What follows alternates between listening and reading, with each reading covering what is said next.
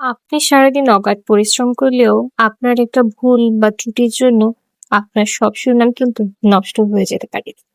পৃথিবীটা এমনই। যার জন্য যত করবেন সে আপনাকে ঠিক ততটাই দোষারোপ করবে। আসসালামু আলাইকুম, সবাই কেমন আছে? সবাইকে ওয়েলকাম করছি আমার ভিডিওতে। আমার আবার সাবেকিয়ানা রান্না একটু বেশি পছন্দ। তাই ভাবলাম একটু ভর্তা করি। ফ্রিজে কিছু বরবটি ছিল এবং তার সঙ্গে কিছু আলু এবং মাছের সঙ্গে একটা ভর্তা বানাবো মনে করেছি। আমার পরিবারের প্রত্যেকটা মানুষই কিন্তু ভর্তা ভাজি খেতে অনেক বেশি পছন্দ করে। ১ম এ সবজিগুলোকে বেশ ভালো করে কেটে নিচ্ছি। আমার আবার একটা বদ অভ্যাস রয়েছে। যে কাজটা আমি করব বলে মনে করেছি সেটা সম্পূর্ণভাবে যদি আমি সবকিছু না করতে পারি, আমার কিন্তু আবার তখন কেমন যেন ভালো লাগে না।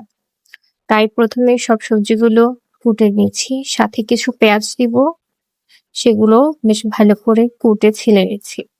ওগুলো দেশি পেঁয়াজ ছিল। আমি চামড়া ছাড়িয়ে নিয়ে তারপর বেশ ভালো করে ধুয়ে পেঁয়াজগুলোকে কেটে নিচ্ছি। পেঁয়াজগুলোকে খুব বেশি মিহি করে কাটার দরকার নেই। যেহেতু ভর্তা পাটায় পিষে যাবে, তাই কোনরকম পেঁয়াজগুলোকে কেটে নিলাম। এবার আমি সবজিগুলোকে বেশ ভালো করে ধুয়ে নেব। সবজি ধোয়ার আগে দেখেছি মাছ ভেজানো ছিল। তাই ১ম এ মাছগুলোকে ধুয়ে তুলে নিলাম। মাছে নুন হলুদ ছিটিয়ে মাছটা কিছুক্ষণ ম্যারিনেট করে রেখে দিব। মাছটাকেও কিন্তু ভর্তার জন্য বেশ ভালো করে ভাজতে হবে।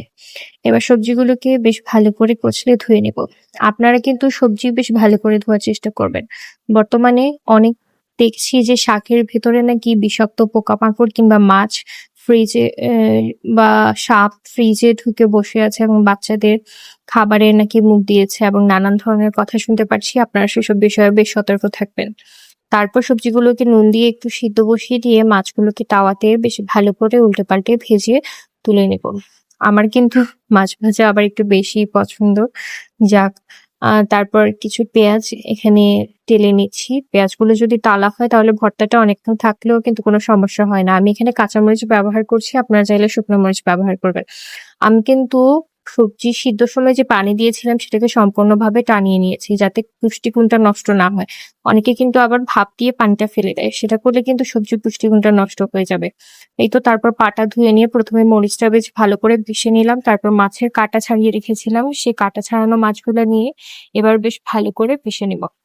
আপনারা মরিচ বাটার সময় মরিচের সঙ্গে কিছুটা লবণ মিশিয়ে দিবেন। তাহলে কি হবে, ঝালটা অতটা হাতে লাগবে না। এই ট্রিক্সটা আমি আমার দাদির কাছ থেকে শিখেছিলাম। তারপর একে, একে পেঁয়াজ, কাঁচামরিচ দিয়ে বেশ ভালো করে ভর্তা বানিয়ে সবগুলোকে এবার একত্রে করে লবণটা চেক করে নিবেন যে সবকিছু ঠিকঠাক আছে কিনা। এই তো রেডি হয়ে গেল আমার